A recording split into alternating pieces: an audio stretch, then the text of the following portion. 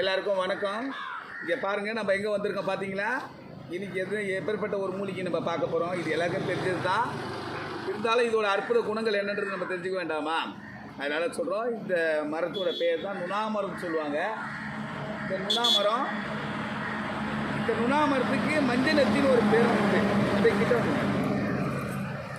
அந்த நுணாமரத்துக்கு மஞ்சள் நெத்தின்னு ஒரு பேரும் உண்டு.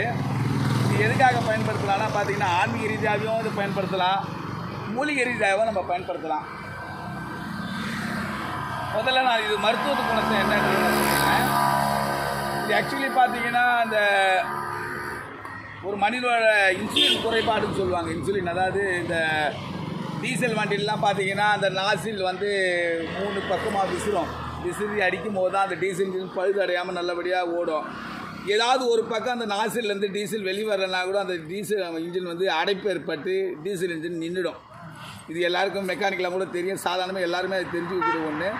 அந்த மாதிரி மனித ஆற்றலில் பின்னாடி பக்கம் பேக் போன் நடு தண்டு எலும்பு வகையில் இன்சுலின் உற்பத்தி இருக்கும் ஒரு மனுஷனுக்கு இயற்கையாகவே.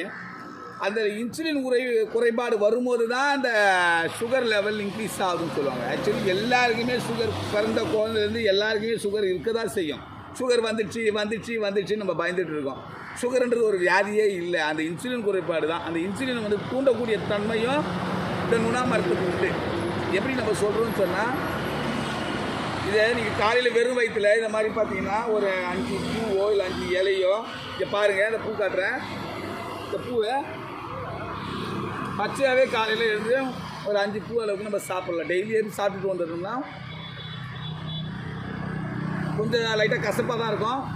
அதை வந்து நம்ம பார்க்கக்கூடாது, ஆனால் நம்ம வந்து சாப்பிடணும். சாப்பிடும்போது என்ன ஆகுதுன்னா, இன்சுலின் உற்பத்தியே தூண்டக்கூடிய லெவல் உண்டு. நீ வேணாலும் செக் பண்ணி பாருங்கள். நிறைய சுகர் லெவல் அதிகமாக ஒரு 300, 350 லெவலுக்கு மேலே இருக்கவங்களுக்கு பார்த்தீங்கன்னா, இது வந்து அது மாதிரி சாப்பிட்டு பாருங்கள். அவங்களுக்கு நார்மலான ஸ்டேஜ் வந்த மாதிரி அவங்களே ஒரு ஃபீலிங் பண்ணுவாங்க.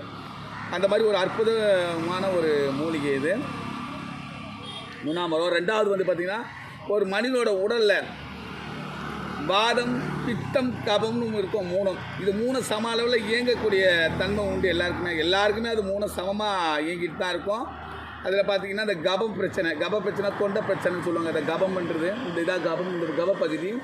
இதில் ஏதாவது ஒரு தொண்டையில் பிரச்சனை ஏற்பட்டுச்சு, அடைப்பு ஏற்பட்டுச்சு, நம்மளால் சாப்பிட முடியல, இரும்பல் வருது, சளி அடைக்குது அப்படின்னு சொல்லும்போது பார்த்திங்கன்னா, நல்லா ஒரு 10 இலை இந்த கொழுந்து எடுத்துப்பட்டு நல்லா கொதிக்க வச்சு சுண்டை காய்ச்சி பாதி ஆக்கி அதை நம்ம குடித்தோம்னாலே வந்து அந்த கப பிரச்சனையும் தீரும் அப்படின்னு. இது மாதிரி மூலிகை ரீதியாக இதுக்கு நிறைய மகத்துவமும் உண்டு. ஒன்று. ரெண்டாவது, இது ஆன்மீக ரீதியாக என்ன எதுக்காக பயன்படுத்தலாம்னு சொன்னால், எல்லாம் சொல்லுவான். இந்த மாதிரி பார்த்திங்கன்னா, சூனியம் வச்சுட்டான், அவன் மந்திரம் பண்ணிட்டான், ஏமாற்றிட்டான், இந்த மாதிரி என்ன ஏதோ சாப்பாட்டில் ஸ்லோ பாய்சன் கலந்து கொடுத்துட்டான், இந்த மாதிரி ஏதாவது ஒரு நம்பிக்கை, அசாத்தியமான நம்பிக்கை ஏற்பட்டு அந்த பயத்திலே வாழ்ந்துட்டு இருப்பாங்க எல்லாருமே. அப்படின்னு யாரையாலையும் அழிச்சிடலாம் முடியாது.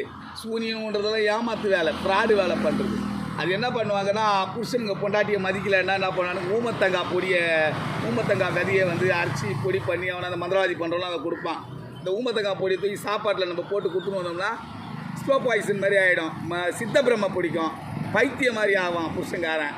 அதனால் என்ன பண்ணுவானுங்க, உடனே அவன் பொண்டாட்டி கட்டுக்கோப்பில் புருஷனை வச்சுக்கணுன்றதுக்காக இந்த மாதிரி அந்த காலத்தில் பண்ண அது சில பேர் இன்றைக்கும் பண்ணிட்டு தான் இருக்கான். அந்த மாதிரி ஏதாவது ஒன்று சாப்பாட்டில் உணவில் ஏதாவது கலந்து கொடுத்தாங்க நம்ம நினச்சிருந்தோம்னா, இந்த நுணா இலையை 5 இலையை பச்சையாக மென்று தின்னுட்டோம்னாலே அது மாதிரி விஷமுறிவு வயிற்றுக்குள்ளே இருக்கிற அந்த மாதிரி ஏதாவது ஒன்று சூனியம் வச்சுருக்கான், ஏதாவது மருந்து கொடுத்துருக்கான் அப்படின்னு சொன்னால் விஷமுறிவு வந்து அது அத்தனையும் முறிக்கக்கூடிய தன்மை ஆன்மீக ரீதியாகவும் இதுக்கு உண்டு. இப்போ இந்த படுத்த படிக்க அந்த இந்த ஸ்ட்ரோக்கு வந்து படுத்திருப்பாங்க சில பேர், பக்கவாதம் வந்து கை கால் வராது, இவங்களாம் வந்து ஓரளவுக்கு மரண ஸ்டேஜ் லெவல் போயிடுவாங்க வச்சுங்க. அவங்களுக்கு இந்த மாதிரி ஒரு 5 இலை நம்ம கொடுத்துட்டே டெய்லி நம்ம சாப்பிட்டுட்டே வந்தால் கூட ஒரு நாள் திடீர்னு அந்த பக்கவாதம் விலகி தானாகவே நரம்புகளாக வேலை செய்ய ஆரம்பித்து எழுச்சிப்பாங்க. இந்த மாதிரி ஒரு அதிசயமான ஆன்மீக சம்மந்தமாகவும் இது ஒரு அற்புதமான மூலிகை. அதனால் எல்லோரும் வந்து இதை பயன்படுத்துங்க. எல்லாருக்கும் வாழ்த்துக்கள். எல்லாரும் நல்லா இருங்க.